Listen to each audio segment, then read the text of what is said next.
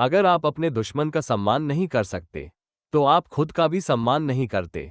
महाभारत में एक ऐसा व्यक्ति था जो अकेले ही युद्ध को एक दिन में खत्म कर सकता था। वो सबसे शक्तिशाली था, सबसे बुद्धिमान था, सबसे महान था। वह थे कृष्ण। लेकिन उन्होंने कभी हथियार नहीं उठाया, कभी बाण नहीं चलाया, कभी योद्धा बनकर युद्ध नहीं लड़ा। तो सवाल ये है, इतने शक्तिशाली होते हुए भी कृष्ण ने युद्ध क्यों नहीं किया? आज हम जानेंगे महाभारत के पीछे की असली शक्ति। कृष्ण कोई साधारण इंसान नहीं थे, वे भगवान विष्णु के अवतार थे। उनके पास था दैवीय बल, दैवीय बुद्धि और भविष्य देखने की शक्ति। वे जानते थे क्या हो चुका है, क्या हो रहा है और क्या होने वाला है। अगर कृष्ण चाहते तो अकेले ही पूरी कौरव सेना को नष्ट कर सकते थे। ना भीष्म टिकते, ना द्रोण, ना कर्ण, ना अर्जुन, कोई उन्हें रोक नहीं सकता था। फिर भी उन्होंने ये शक्ति इस्तेमाल नहीं की। क्यों? क्योंकि उनका उद्देश्य युद्ध जीतना नहीं था, उनका उद्देश्य धर्म की रक्षा करना था। युद्ध शुरू होने से पहले कृष्ण ने एक प्रतिज्ञा ली, मैं इस युद्ध में हथियार नहीं उठाऊंगा। उन्होंने दोनों पक्षों से यह वादा किया। क्यों? क्योंकि कृष्ण चाहते थे कि मनुष्य खुद अपने कर्मों की जिम्मेदारी ले। अगर भगवान ही आपकी लड़ाई लड़े तो आप कभी नहीं सीखेंगे, कभी नहीं बढ़ेंगे, कभी न्याय को नहीं समझेंगे। कृष्ण चाहते थे कि यह युद्ध इंसानों के निर्णय से लड़ा जाए, ना कि भगवान की शक्ति से। युद्ध शुरू होने से पहले कृष्ण ने एक प्रतिज्ञा ली, मैं इस युद्ध में हथियार नहीं उठाऊंगा। उन्होंने दोनों पक्षों से यह वादा किया। क्यों? क्योंकि कृष्ण चाहते थे कि मनुष्य खुद अपने कर्मों की जिम्मेदारी ले। अगर भगवान ही आपकी लड़ाई लड़े तो आप कभी नहीं सीखेंगे, कभी नहीं बढ़ेंगे, कभी न्याय को नहीं समझेंगे। कृष्ण चाहते थे कि यह युद्ध इंसानों के निर्णय से लड़ा जाए, ना कि भगवान की शक्ति से। कुरुक्षेत्र से पहले कृष्ण ने दोनों पक्षों को एक विकल्प दिया।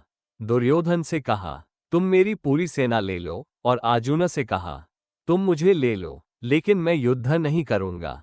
दुर्योधन हंस पड़ा, उसने सेना चुनी, अर्जुन ने कृष्ण को चुना। यही निर्णय युद्ध का परिणाम बन गया, क्योंकि अर्जुन जानता था एक कृष्ण लाखों सैनिकों से ज्यादा शक्तिशाली है। कृष्ण ने कभी हथियार नहीं उठाए, उन्होंने बुद्धि का प्रयोग किया। पांडवों की हर बड़ी जीत के पीछे कृष्ण थे। भीष्म का पतन, द्रोण की हार, कर्ण का अंत, दुर्योधन की पराजय, सब में कृष्ण की योजना थी।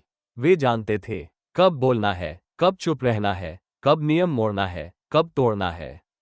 कृष्ण जानते थे बुद्धि के बिना नैतिकता हार दिला देती है। जब अर्जुन ने गांडीव नीचे रख दिया, कृष्ण ने न डांटा, न आदेश दिया, उन्होंने सिखाया। युद्ध भूमि में उन्होंने भगवद गीता दी। उन्होंने बताया कर्तव्य, त्याग, साहस, निस्वार्थ कर्म। वह क्षण किसी भी हथियार से ज्यादा शक्तिशाली था। कृष्ण ने युद्ध नहीं बदला, उन्होंने अर्जुन को बदल दिया, और जब अर्जुन बदला तो युद्ध बदल गया।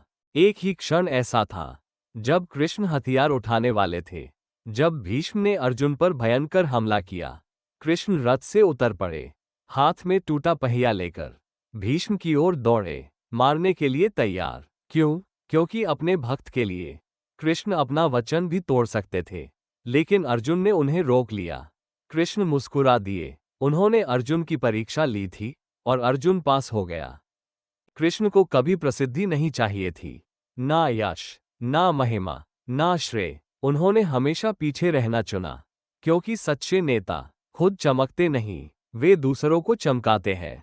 कृष्ण योद्धा बनकर याद नहीं रहना चाहते थे, वे मार्गदर्शक बनकर याद रहना चाहते थे। कृष्ण हमें एक अमर सत्य सिखाते हैं, सबसे बड़ी शक्ति मुट्ठियों में नहीं होती, हथियारों में नहीं होती, सेनाओं में नहीं होती। सबसे बड़ी शक्ति होती है बुद्धि में, संयम में और सही मार्ग दिखाने में। कृष्ण ने युद्ध नहीं किया क्योंकि उन्हें करने की जरूरत नहीं थी। उन्होंने बिना हथियार उठाए युद्ध जीत लिया, और यही सच्ची महानता है। आप क्या सोचते हैं? क्या कृष्ण का युद्ध न करना सही था, या उन्हें युद्ध खत्म कर देना चाहिए था? नीचे कमेंट करें।